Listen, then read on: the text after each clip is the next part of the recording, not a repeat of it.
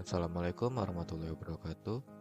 Di sini saya akan menjelaskan bagaimana cara kerja dari AHK yang telah kalian lihat tadi.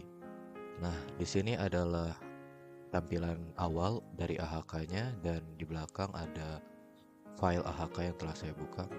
Nah, di sini ini bisa kita inputkan berapapun. Ya, ini hanya panjang dari pixel segitiga tadi. Di sini saya akan untuk sementara inputkan 16 dulu. Nah, untuk file AHK-nya sendiri ini GUI. GUI itu tampilan dasarnya di sini. Dan ini jika saya menekan buka kurung sipu, maka akan menjalankan yang ini panjang sampai bawah. Nah, soundbip itu hanya untuk timbal balik supaya ada suara bahwa saya tahu ini sudah dijalankan. Mouse get post itu mencari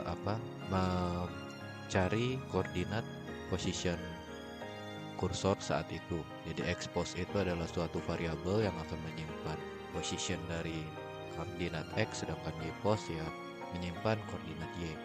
Di sini file append dia akan membuka file baru yaitu data input dan memasukkan value dari panjang expose dan ypos. Expose dan ypos adalah yang ini, sedangkan panjang ada di sini. Ini akan masuk ke yang ini. 16 itu adalah variabel panjang, value dari variabel panjang.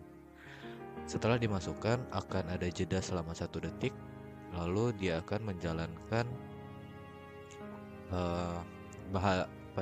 file C++ yang bernama testcollabc.exe. Itu ada di sini. Yang tadi dibuka adalah data input, nanti akan kita lihat. Untuk file exe-nya yang akan dibuka adalah ini. Nah, ini isinya apa? Yang dijalankan adalah ini file dari C++.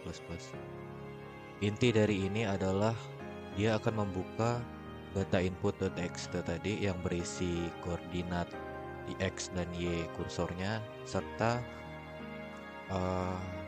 panjang pixel yang kita mau untuk segitiga yang akan digambar. Nah, di sini dia infile itu untuk memasukkan value dari 3 data tersebut yaitu panjang, koordinat X dan koordinat Y. Lalu ini bakalan ditutup filenya, data inputnya bakalan ditutup lagi. Nah, untuk yang ini itu adalah algoritma DFS dan karena tidak berhubungan dengan cara menggunakan AHK-nya, jadi akan saya skip. Yang penting adalah di sini. Di sini adalah out file, dia akan mengeluarkan suatu value yaitu qfront.first dan qfront.second.first. Ini apa artinya? qfront.first itu saya setting untuk menjadi koordinat X, sedangkan qfront.second.first akan menjadi koordinat Y. Ada di mana? Ada di data output.txt. Untuk caranya bakalan dilihatkan setelah ini. Nah, setelah ini berjalan semua dan bakalan return 0, kita balik lagi ke AHK.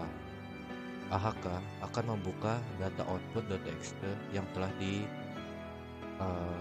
proses tadi oleh bahasa C++. Jika dia tidak membuka, maka akan ada message box gagal membuka file tadi. Tapi jika berhasil, maka akan lanjut ke sini, yaitu bakalan menerang miss main dan akan jeda 3 detik untuk